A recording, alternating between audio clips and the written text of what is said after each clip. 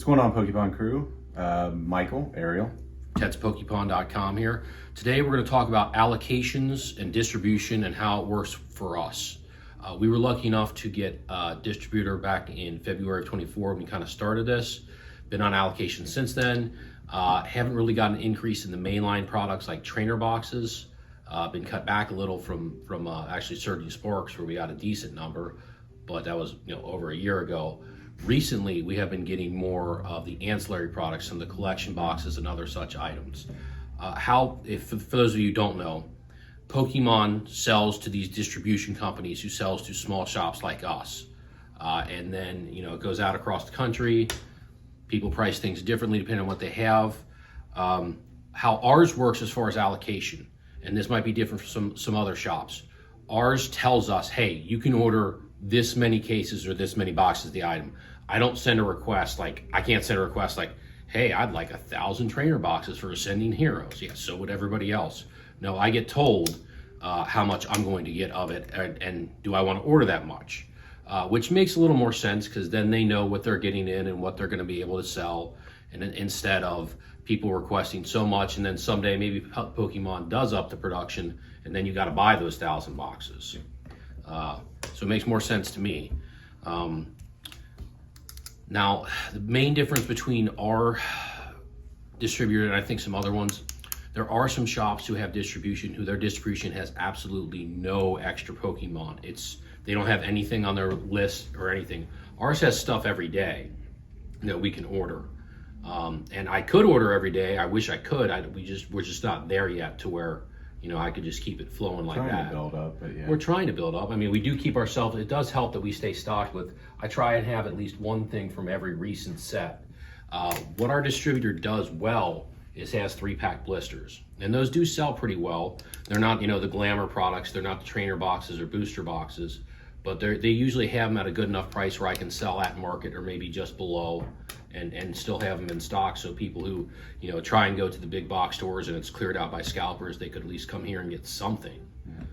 That's just the way it is right now, and that's another reason why it's okay for us to sell our allocation stuff that we do get at a better price, to sell that at MSRP, because I can take that money then and buy more product to have product here and not be sold out all the time, which there are a lot of places that they just don't have any Pokemon. And you're talking about the first run, right? First run, like allocations. Which has helped us, because every time there's been a new release, we've had a line out the door. That brings people in that get eyes on your cases and all the single cards that we have for sale, and brings them back in. Absolutely. And that also helped because recently they got some stuff on the list at a good enough price. I haven't been able to order trainer boxes that have not been allocation in a long time, and I was able to get these Surging Sparks in, and they've been selling pretty well. We're selling them at market price, $75, but it's just hard to get them, in for so long, and we were able to get those in. And then you're able to find really good products like 151. We haven't had 151 in a long time. Yeah. So now we've got that, and that is on our website and in store as well. Something that recently happened is he sent out an email, and I remember he sent out one of these at the beginning of the year. I try and be as non-complaining as possible. It doesn't help to can I get more allocation when they don't have any more allocation to give. They're limited on what they get now from Pokemon, because Pokemon's selling stuff so many other places. But basically the gist of the email was, hey, if you want Pokemon product, you have to buy more Pokemon product. You can't just, when we send out your allocation of, we've got these Mewtwo battle decks that should be coming in the next week or so. If you want the trainer boxes and some of the more mainline stuff, you got to buy that too. You can't just buy the stuff that's easy to sell. And then you also have to buy off the backlist too. That helps. I would like to think that maybe we're getting a little increase because of the collection boxes that we've been getting a little more of, but that just might be Pokemon producing more. Yeah. And this has also never happened. We actually got the Mega Venusaur EX and Mega Kangaskhan EX, and there's the collection tins that look like lunch boxes and the Pokeballs. So we got our allocation of those, and then a week later they had a second wave, and we're getting almost the same amount again, maybe a little less of the Pokeball tins, but not by much.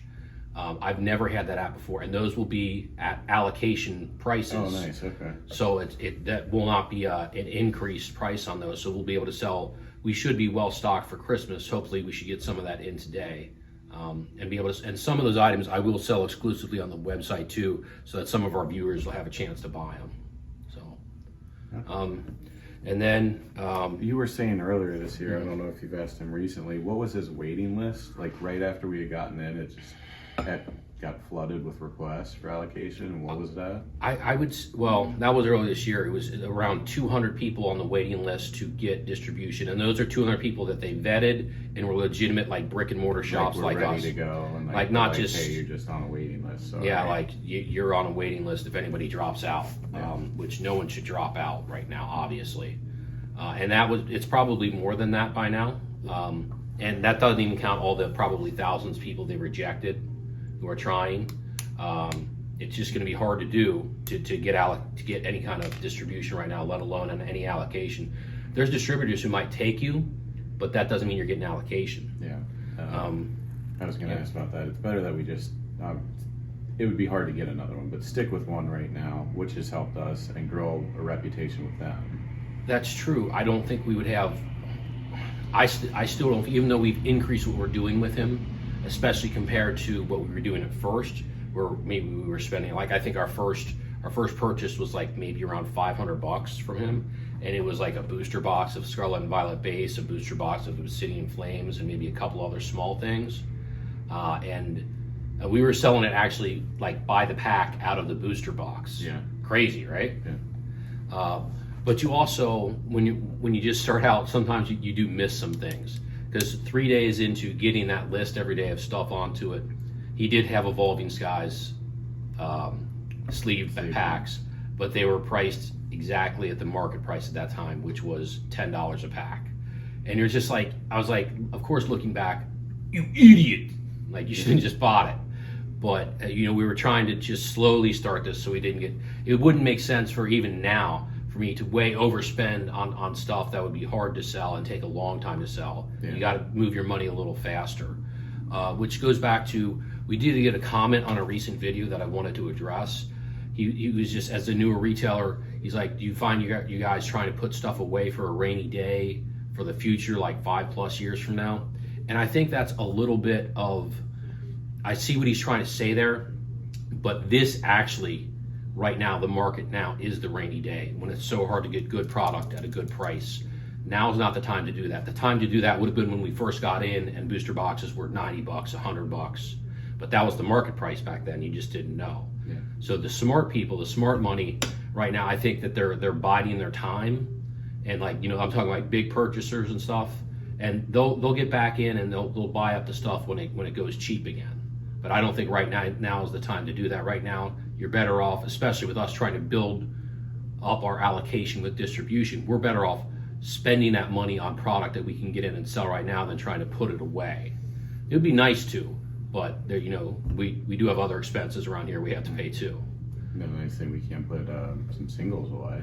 That's true. If we, especially with how volatile the singles market is, sometimes we pay for a card and it goes under the value of what we paid for it. So maybe we could sit on that. That would be different, but sealed product is a completely different animal.